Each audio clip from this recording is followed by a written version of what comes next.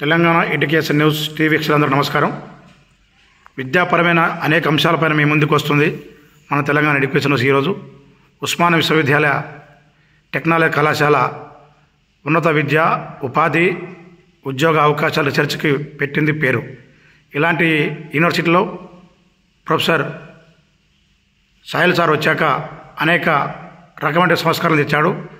ఆ సంస్కరణలో బాగానే పరిశోధనకు ఉత్తమిస్తూ ఉపాధి అవకాశాలు మరింత పెంచడానికి తన వంతుగా పాత్ర చేశాడు. మరి ఇలాంటి తరుణంలో మరొక అడుగు ముందుకేసి ఈరోజు నూతనంగా ఈ యొక్క కళాశాలలో బీటెక్ కెమికల్ ఇంజనీరింగ్ మరియు బీటెక్ టెక్స్టైల్ టెక్నాలజీ అనే కోర్సును వర్కింగ్ ప్రొఫెషనల్స్ కోసం ప్రవేశపెడుతున్నారు. ఈ సందర్భంగా సార్ మనతో ఉన్నారు. సార్ నమస్కారం. సార్ నమస్కారం అండి. Sir BTech chemical engineering course మరియు బీటెక్ టెక్స్టైల్ కోర్సుల గురించి చెప్పండి సార్. సో ఇప్పుడు ఈ సంవత్సరం నుంచి వెళ్ళి ఏఐసిటి అప్రూవల్ తోటి మనం ఈ వర్కింగ్ ప్రొఫెషనల్స్కి ఎవరైతే డిప్లొమా చేసి ఇండస్ట్రీలో పనిచేస్తున్నారో వాళ్ళకి ఒక అవకాశంగా ఈ కోర్సులను స్టార్ట్ చేయడం జరిగింది. ఇవి ఈవినింగ్ క్లాసెస్లో కండక్ట్ చేస్తాము. వీటికి విద్యార్హతలు నేను చెప్పినట్టు డిప్లొమా వాళ్ళు, అట్లాగే 1 year ఎక్స్పీరియన్స్ ఉన్న వాళ్ళకి కన్సిడర్ చేస్తున్నాము. ఎట్లాగైతే మనకు లాటరల్ ఎంట్రీలో డిప్లొమా నుంచి వచ్చారో, డిప్లొమా నుంచి ఎట్లా వస్తున్నారో రెగ్యులర్ కోర్సుకి, అదేవిధంగా వర్కింగ్ ప్రొఫెషనల్ కూడా వాళ్ళు ఉపాధితో పాటు విద్యను అభ్యసించే కొంతమంది ఉంటారు. వాళ్ళ కోసం ఇది చేయడం జరుగుతుంది. సో వర్క్ చేస్తూనే బీటెక్ చేసుకునే అవకాశాన్ని కల్పిస్తూ చేస్తున్నాము. కెమికల్ ఇంజనీరింగ్లో 30 సీట్లు, అట్లాగే టెక్స్టైల్ టెక్నాలజీలో 30 సీట్ల కోసం ఇప్పుడు ఈ రోజు నుంచి మనం నోటిఫికేషన్ రిలీజ్ చేసి అభ్యర్థుల నుంచి వెళ్ళి అప్లికేషన్స్ తీసుకోవడం జరుగుతుంది. సో ఇది ఈ సంవత్సరం చేస్తున్న ఇది. రెండవది, ఈ సంవత్సరంలో చెప్పుకోదగ్గ విషయాలు కాలేజ్ నుంచి కొన్ని మీ ముందు పెడతాను. ఒకటి ఏంటంటే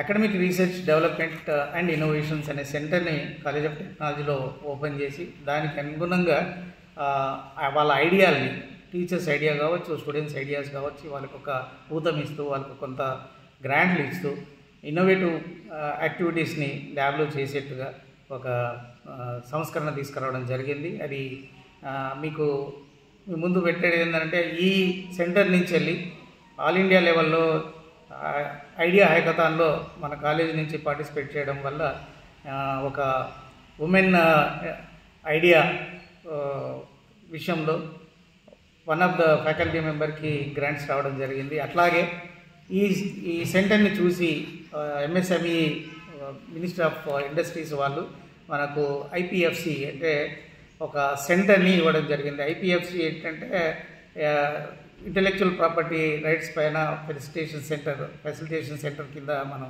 ఉంటాము. దీంట్లో ఐపీఆర్ ఇంటెలెక్చువల్ ప్రాపర్టీ రైట్స్ని రిజిస్ట్రేషన్ చేసుకోవడం, ఇలాంటి యాక్టివిటీస్ని చేయడానికి అనుగుణంగా ఉండే ఒక ప్లాట్ఫామ్ని మనం క్రియేట్ చేస్తున్నాము.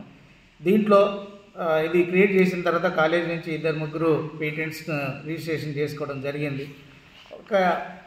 ఇట్లాంటి అవకాశాలు ఇవ్వడము, మన ఇన్నోవేటివ్ ఎన్విరాన్మెంట్లో వర్క్ చేయించడం అనేది కూడా కాలేజీలకి ఈ రోజుల్లో జరుగుతుంది. లాస్ట్ ఇయర్ మనము ఫార్మసీ కొత్త కోర్సును స్టార్ట్ చేయడం జరిగింది. సో కొత్తగా ఫార్మసీ డిపార్ట్మెంట్ చాలా బాగా రన్ అవుతుంది.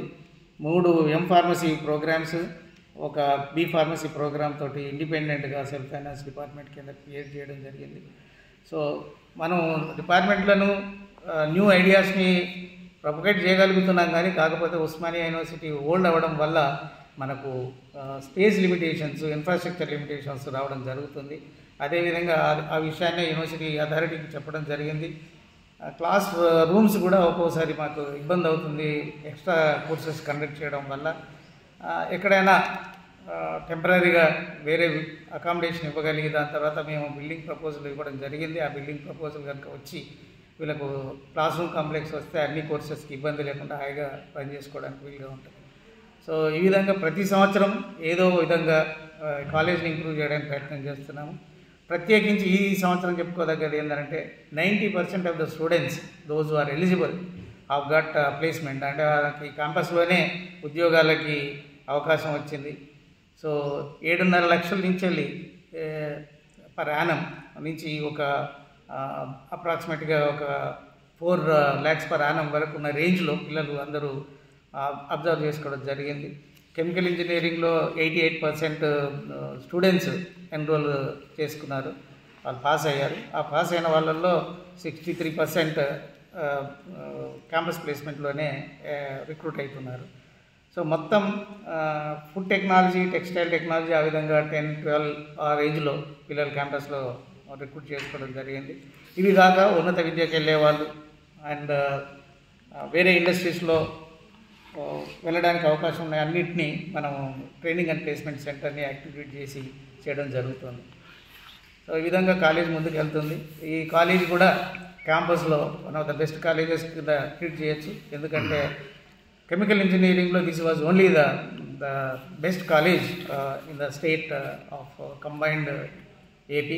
Now also it is giving its best possible courses in process engineering. Sir principal sir, ఇప్పుడు ప్రధానంగా సార్ ఇప్పుడు కొత్తగా ప్రవేశపెట్టారు సార్ ఈ విద్యా సంవత్సరం నుంచి ఈ chemical engineering, BTech textile engineering గురించి సార్ వాటి ఫీజు స్ట్రక్చర్ ఏంది, వాటి సిలబస్ ఎవరు రూపొందించారు, వీటి వల్ల ఈ అభ్యసించే వర్కింగ్ ప్రొఫెషనల్స్కి ఎలాంటి అవకాశాలు ఉంటాయి, వీటి గురించి ఒక 2-3 నిమిషాలు చెప్పండి సార్.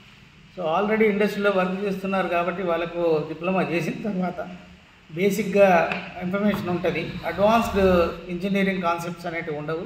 అందుకని మనం ఏం చేస్తామంటే వాళ్ళని 3 years కోర్స్ కింద కన్వర్ట్ చేస్తున్నాం. ఆ 3 yearsలో వచ్చే ప్రోగ్రామ్స్ ఏవైతే అవసరం ఉంటాయో, కోర్ విషయాలు ఏవైతే అవసరం ఉంటాయో ఇండస్ట్రీకి రన్ చేయడానికి కానీ, డిజైన్ చేయడానికి కానీ, ప్రాబ్లమ్ సాల్వ్ చేసే టెక్నిక్స్ ఏవైతే ఉంటాయో వాటిని మాత్రమే తీసుకొని ఉన్న కోర్స్ని మాడిఫై చేసి వీళ్ళ కోసం ప్రత్యేకించి చేయడం జరిగింది. సో ఇది 120 creditsలో క్లోజ్ చేస్తారు. అంటే 3 yearsలోనే ఈ కోర్స్ని కంప్లీట్ చేసి వాళ్ళకు అందించడం జరుగుతుంది. ఎవ్రీడే 5 to 9 ఆ టైంలో వీళ్ళకి రన్ చేస్తాము ఇబ్బంది లేకుండా. సో ఒక ల్యాబ్ ఉంటుంది, ఒక 5 థియరీ సబ్జెక్టులు ఉంటాయి. ఆ విధంగా పెద్ద బర్డెన్ లేకుండా ఆల్రెడీ మన కాలేజ్ ఆఫ్ టెక్నాలజీలో కెమికల్ ఇంజనీరింగ్, టెక్స్టైల్ టెక్నాలజీ అనేవి ఆల్రెడీ రెగ్యులర్గా రన్ అవుతున్న కోర్సులు. ఆ కోర్సులో ఉన్న మెటీరియల్ని వాళ్ళకి షేర్ చేస్తాం. ల్యాబ్లు బాగున్నాయి, వాళ్ళకు మనం కోర్సు రన్ చేయడం పెద్ద విషయం కాదు.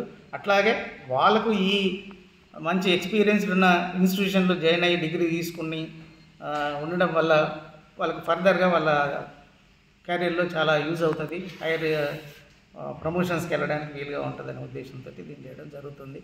బహుశా దీనికి సంవత్సరానికి 70,000 రూపంలో ఫీజు రూపంలో తీసుకోవడం జరుగుతుంది యాజ్ అన్ ట్యూషన్ ఫీజ్.